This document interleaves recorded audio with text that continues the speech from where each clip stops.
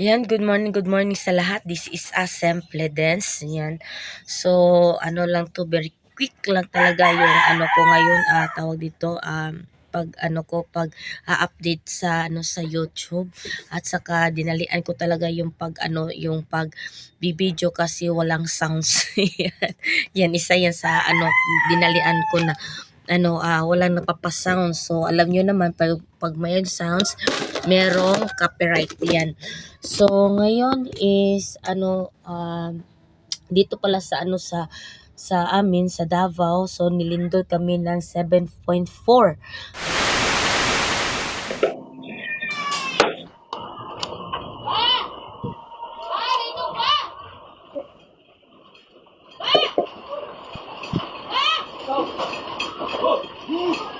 So, bilom ka pa rin kami. Hindi talaga totally na nandito kami sa Davao. Davao de Oro kami. At saka, ang pinaka tinamaan talaga doon sa Davao, talaga pinatamaan doon. Doon ang pinakamalakas na lindol. Iyan. So, hindi ko alam kung saan talaga na area sa Davao. Iyan.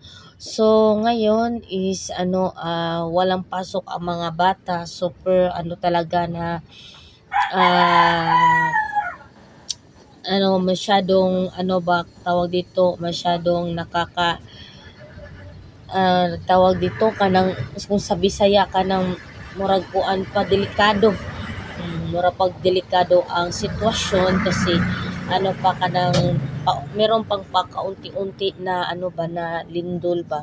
So lahat ng dito sa amin, lahat ng mga ng school walang pasok siguro sa Lunes pa yata yung talagang may pasok kasi yung mga building ng mga eskwela, so ni-infection nag pa na ini-infection sa tawag gitanaw pa ko sa Bisaya pa. So yan, so sa lahat ng sa lahat ng nalindol na siguro porque lang sa Maynila hindi pa nalindulan. Ayan. So Visayas at saka sa Visayas at saka sa dito sa Davao. So tinamaan talaga ng lindol. So very talaga tawag dito, mag-ingat po tayo at saka lagi tayo magdasal lalo na sa sitwasyon natin ngayon. Ayan, so very talaga na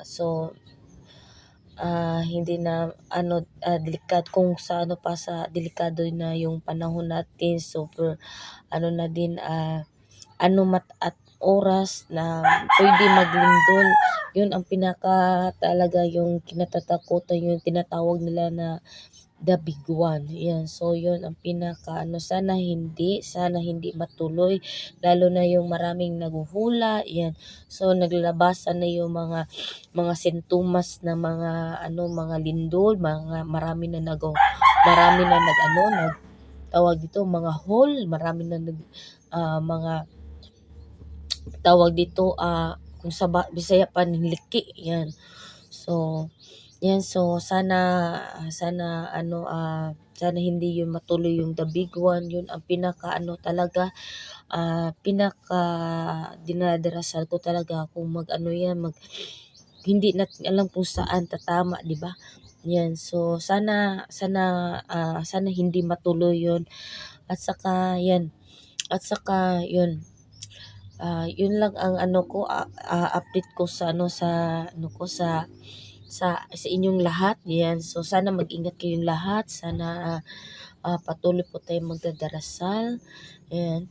Sa sitwasyon natin ngayon, super talaga na naka amazing na talaga yung natin panahon. Ayan. Yan, so mag-ingat po tayong lahat. Yan, at patuloy po tayo magdadarasal na sana hindi yung matuloy yung the big one. At lalo na yung yung tawag dito, yung nakatira sa mga tabing dagat. Yan. So yung malayo-layo pa talagang maghanda na talaga lalo na yung tinatawag nila na tsunami. Yan. So yan ang pinaka talaga yung pinaka delikado lalo na yung dagat na yung umatras yung ano yung tubig dagat yan. So yun ang pinaka delikado, talagang magtsu-tsunami talaga. Yan, so ingat-ingat po tayong lahat at saka sana malampasan natin yung ano natin, yung sitwasyon natin ngayon. Yan, at saka magtulungan po tayo at saka laging maghanda. Yan. So yan ang ano talaga natin, laging maghanda sa tuwing may ano, at saka laging maghanda at saka dasal-dasal. Ayan. So, yan. So, today for video, yan lang po talaga ang ano ko, update ko sa ano ko sa ano sa ano ko sa dito sa atin sa sitwasyon sa Mindanao. Ayan.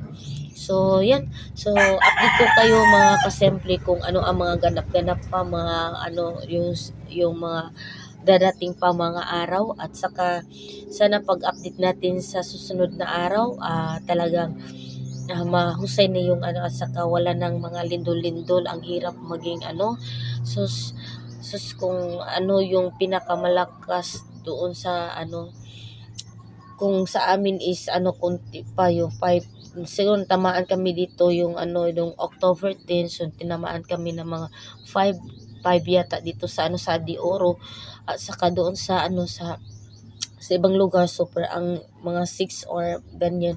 So super ang lakas. Sana hindi na yun matuloy yung ano pa, sana tumigil na yung mga lindol-lindol, no. Ayan. So, yes, so yan for today is my video. So thank you, have a nice day po sa lahat at saka mag-ingat po tayong lahat at saka sana sa darating na update natin maayos na yung pag-ano natin, yung maka-update na tayo kung ano ang mga sitwasyon na natin. So, let's go. Thank you. Have a nice day po sa lahat. Love you.